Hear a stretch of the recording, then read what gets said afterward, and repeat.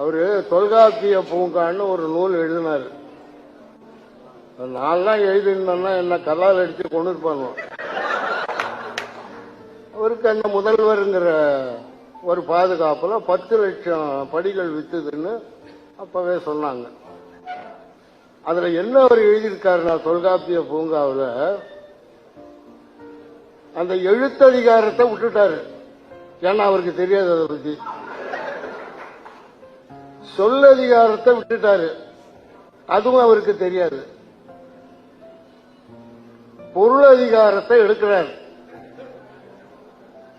பொருளதிகாரத்தில் என்ன சொல்றாருன்னா,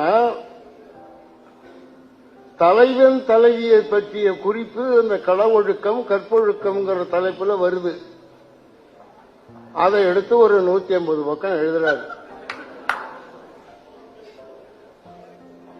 இந்த நூலை படிச்சு பார்த்தவன் புதுசா ஒருத்தன் தொல்காப்பியம்னே தெரியாதவன் தொல்காப்பியத்தை படிச்சு பார்த்தானே இது ஏதோ செக்ஸ் புக்காட்டு இருக்குன்னு நினைக்கிறேன்.